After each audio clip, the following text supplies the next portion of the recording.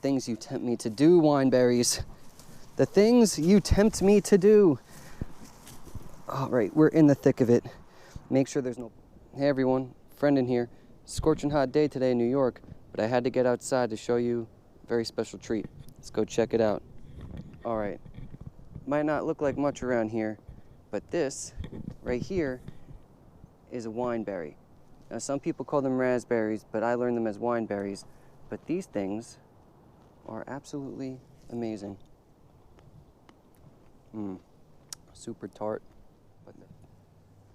So wineberries are actually very easy to identify.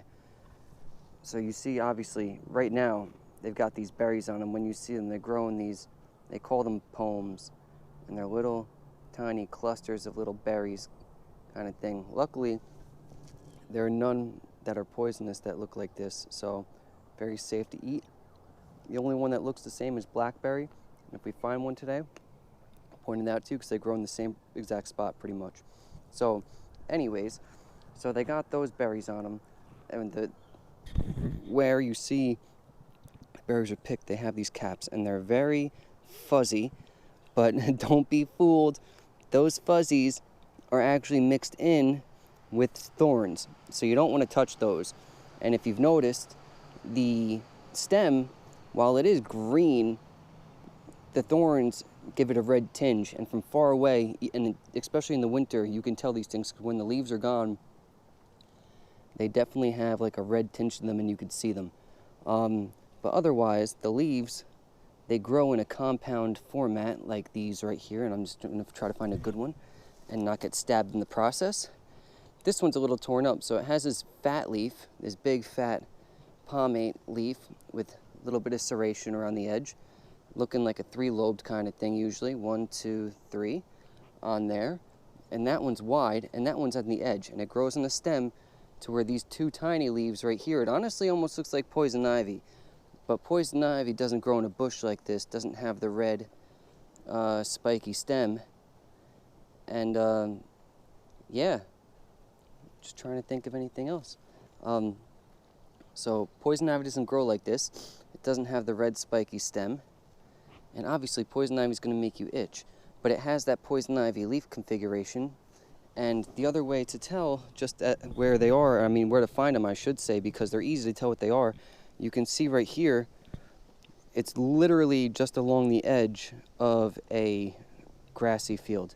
So wineberries are edge habitat plants. They pretty much like to just be on the edge of things. So like where it splits from forest to field usually, or even just like, even under trees, you'll see them sometimes, but they pop up everywhere. But as you can see, here they are everywhere. Just everywhere. And that means I'm going to have an absolute feast today. Oh, speaking, I saw some poison ivy back there. Actually, here. Oh, no, it's not. I lied. See, that's why. It looks a little bit like poison ivy, but they're just a little different. And obviously, like I said, poison ivy doesn't grow in a bush like that. But I'm going to get to picking berries. I can't go too far in there. I see a posted sign right there. And I'm definitely not going to go that deep in the woods. But I'm going to collect a bunch of them, and we're going to make something out of it. So, all right. One thing that I should mention about these wineberries is that the darker they are, the better. So this one is pretty decent. And you give her a little tug, she comes off, she's good to go. This one right here, I'm going to give it, nope. See, I'm tugging on it. It isn't coming. Oh, it actually did come. All right, but still, it's a little too light. Like, this one's probably not going to taste very good. I mean, I'll try it right now. I'll flip you around just to see. Not too bad. A little bitter and sour, but it's all right. But I see one right here. This one, oh, and I should mention, just watch out when you pick these because you're going to get pricked. Oh, just a side note, because I see this one. That one is way too not good enough. It does have the flower away from it, which is what happens when it ripens up, and you can see these pods next to it. These ones are going to bloom in the next week or two. But this one is deep in here, But as I was saying, you're going to get pricked because this plant has spines. So you don't necessarily have to, but just be very ginger and get in there. That one's a nice dark beauty. Look at that one. And then there was another. Oh, where did I see it?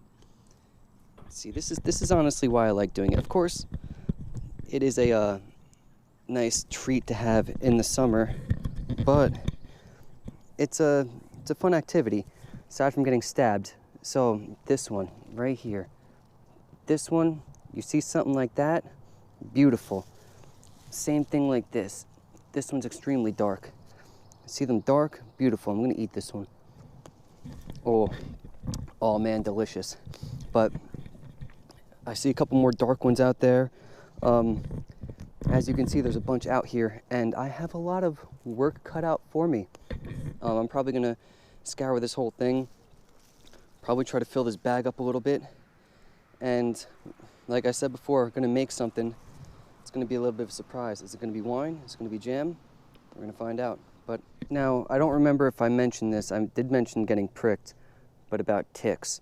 So since these plants like to grow on edge habitats, you should always check yourself for ticks during, and I'm gonna do that right now really quick just to look, see if I see any big boys. Uh-oh. Is that something? No, it's not. All right. During and after, because on edge habitats, that's where ticks are most likely to hang out. So pretty much, you see the forest edge line right here. From that to about 3 to 4 feet out, tick zone. Even though I'm in the grass right now, I'm still not safe. I mean, I am sort of, because the grass is pretty short, but especially if the grass is a little bit taller, you definitely have to watch out, but they're definitely still here. So as I'm picking and I make my way down, and I really wish I could get in there. I mean, I guess I could, but I do not want to go in here to even risk the fate of getting to, oh man, there's a big fat black one in there. Oh boy, she's so dark and red. All right, I'm going in there. All right, hold on. We're situating this. But as I was saying, and as I'm doing the thing, tempting fate, oh yeah. I always try to make sure that nothing brushes my ankles or anything, or at least as little as possible. But that's just me. Most people I know just run into here with reckless abandon so long as they don't get pricked. I just know that ticks can be very small and they're hard to find sometimes. So, where is she? There she is. All right.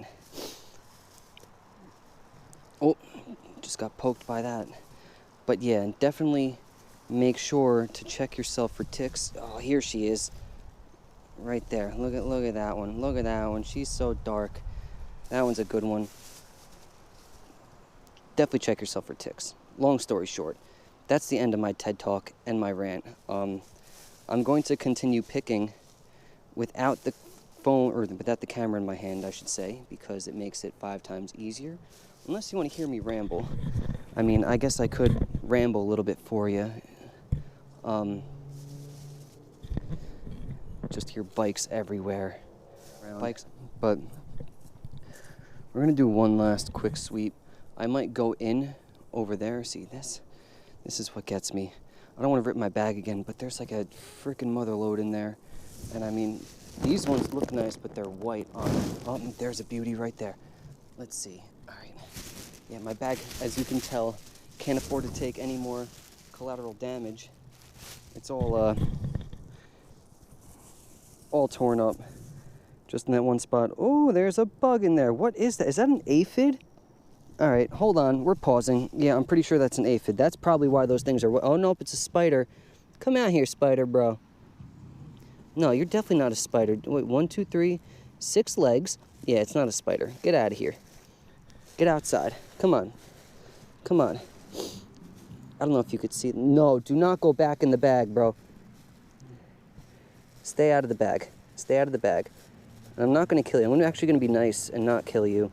I spent decades killing bugs like you as a arborist, plant healthcare tech. I'm going to let you go back in there. So, oh, I see another bug. That one actually looks like a little, really a grasshopper. Get out of here. Longleaf plantain. LOL. Kept on poking me. I don't know what it is. I don't know if you could see it. That little green guy right there. I don't think it's another aphid, but you're gonna get out of here too. But this is why I guess it's also important with wild edibles. One, I just blew them off this one.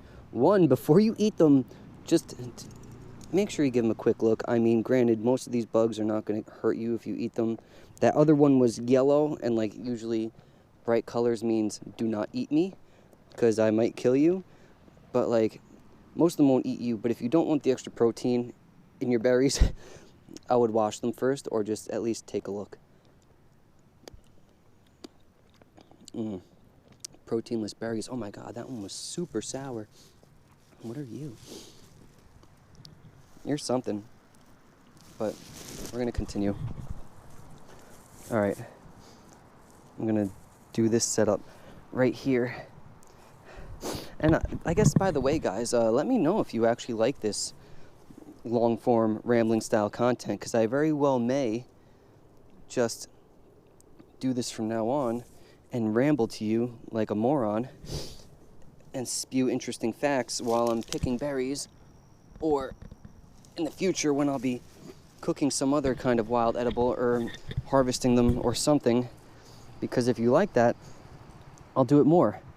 And I know YouTube people say that I should say this like 2 minutes into my video, but if you like the content, like and subscribe, do what you gotta do. I would definitely appreciate it. I'm not gonna lie, it definitely sounds selfish in this way, but I would not mind to be paid to come out here, ramble, and pick berries all day. Like, if I could do that, that would be my ultimate dream. So if you could help me out with that, I would absolutely love you, and I would provide you with some great content about the outdoors and berry picking and just life advice. I mean, I'm not that old yet, but not nearly that old at all. But I could be that old grandpa that you sit with when you fish and be like, oh, is that? Oh, you scared me, guy. Is that a bug? But yeah, I think it was. I could be that old grandpa when you fish and just be like, oh, back in my day, whatever. And I'll do that. But yeah, we're sitting here picking berries, being merry. The sun is no longer out. It said it was supposed to rain, and I'm guessing you could probably see that up there. It's getting pretty dark out here. But it's gonna, honestly, I am embracing it. At least it's raining later in the day, because if it doesn't rain, if it rains earlier in the day, the potential for it to actually cool down the day diminishes greatly, because it cools down while it's raining, and then the sun heats everything up, and it becomes a huge frickin' sauna, and it's like, oh boy, and I don't mind me, I keep on checking my mic because I don't want to ramble away with my mic off, because that would just be devastating. Like I said, I already did it once today. But yeah, keep on picking on, and I'm probably going to edit this out a bunch, but just to get some stuff going in here. All right, just to show this, we're getting in here. I'm just gonna make sure there's no snaky boys. And if you've been watching my channel before, you've probably noticed that I look out for snakes and ticks a lot. Like, I've never really had like a run-in with a venomous snake, at least not that I know. I've definitely walked by hundreds of them, because Harriman State Park is one of the largest rattlesnake and copperhead dens in the Northeast. So they're just everywhere there, and as a result, also around here a little bit more. But like, surprisingly, I've never had a run-in with a venomous snake, but I prefer to keep it that way. I've definitely walked by hundreds of them, like I said, but I would prefer to not have to deal with one, and I know they're not inherently dangerous.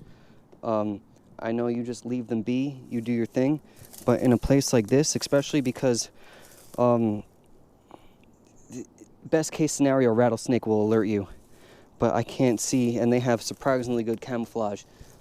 But like I said, best case scenario, a rattlesnake would alert you, but since people have been hunting them, and the way they hunt them is they find them by their rattles.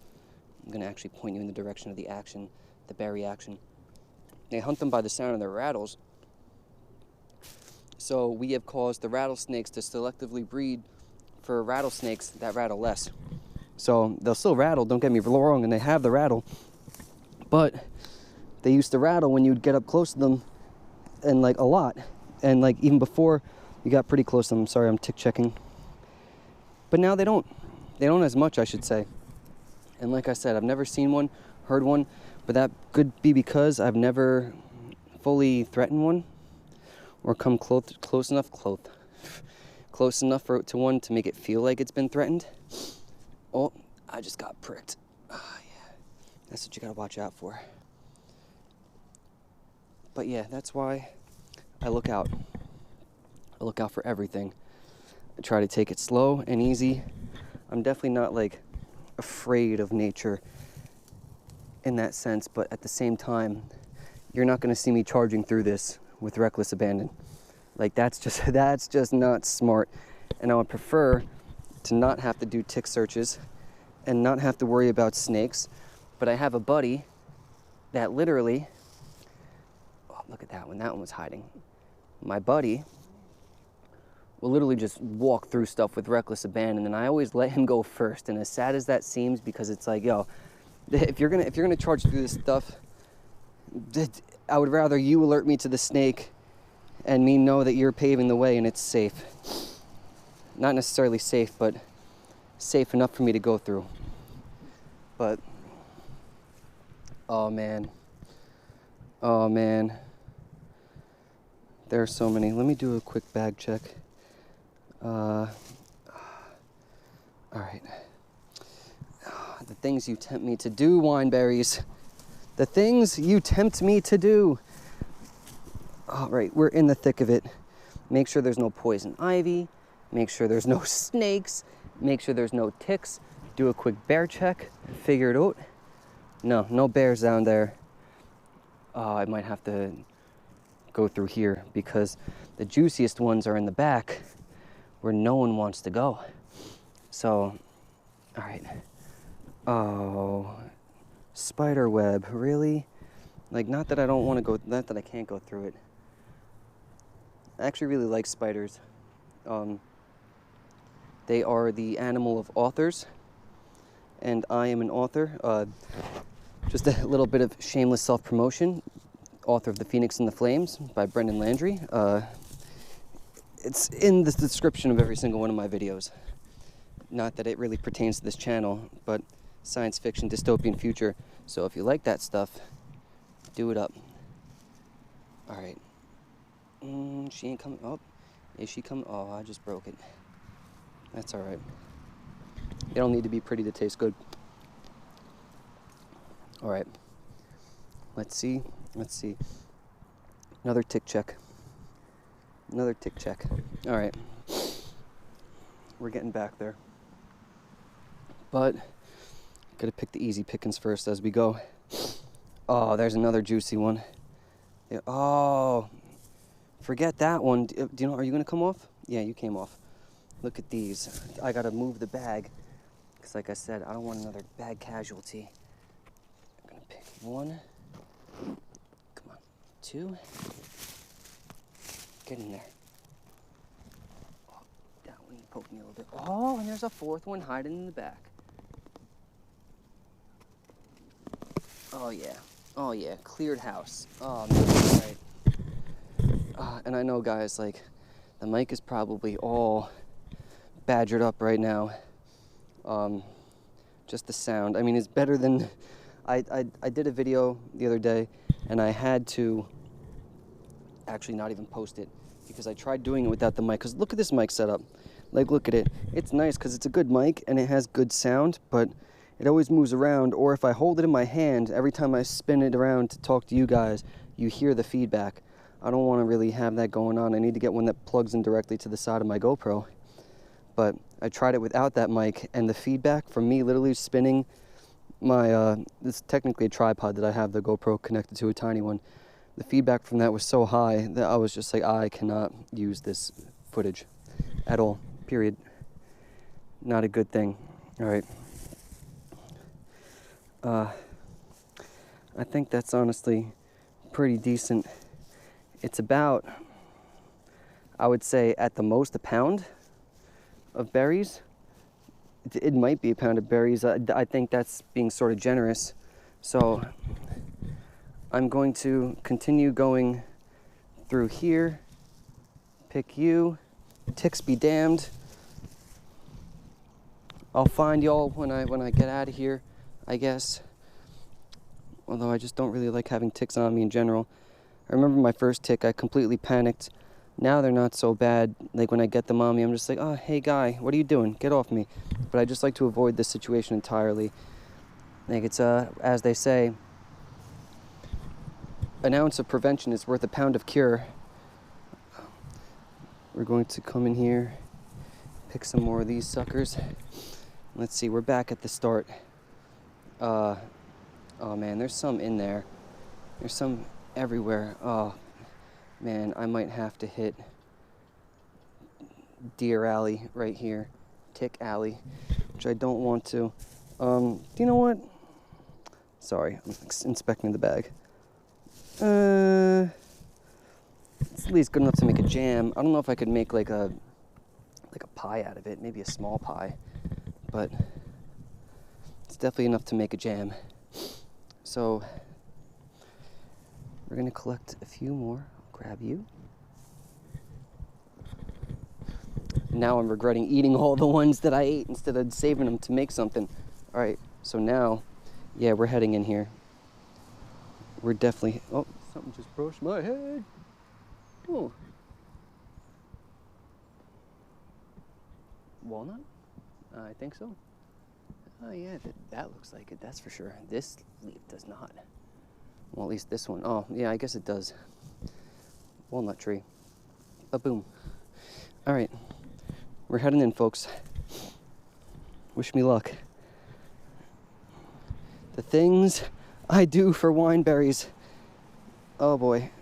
Luckily though, there's like spots, because I've done this before, don't get me wrong, but I feel like the key to going into stuff like this and not getting ticks, or completely minimizing your risk of getting ticks, is to not brush up against things and to step on things. Get out of here, fly. You have to step on things, because ticks can't jump, they don't fly. I've had people tell me that they can climb up a tree and they sense your CO2 and they like drop down on you. But to be honest with you, I don't think they're that good. I've never heard anyone say anything like that. Oh, that's a cool spider. Oh, this is oh man, now I see why I messed up. This is a deer bed right here. All right, cool. So I'm just gonna back away because there are 110% ticks over here. But yeah, just to get back to that point, they said that they can fall down from the tree, and when they sense your CO2, and they'll latch on and do whatever. And like, one, I don't think ticks are that great of pilots. You don't see them flying planes. And two, I've never read anything about it. I am one of those guys that literally will just read. I will Google the F out of anything, and just to see if it's like good or not. But oh, here's a couple more right here. But yeah, I've never seen anything about it like that. But oh, that one's not ready. None of these are ready. And I'm also a little close to this building, so people might think I'm trespassing. But yeah, I've never seen anything to do that. But I guess when it comes to ticks, just don't brush into things. And if there is something tall that you could brush into, step on it. And obviously you're gonna have to check whatchamacallit. Sorry, try not to look suspicious, even though I'm not doing anything suspicious. But you're gonna have to check your feet, but that's about it. But all right, guys, heading to the car. I will see you guys very soon. I'm probably gonna end up driving up to Bear Mountain to film the blueberries too right now. But in case I don't, I mean, you're probably not gonna see it. You're gonna see the film, but you're not gonna see that entire journey.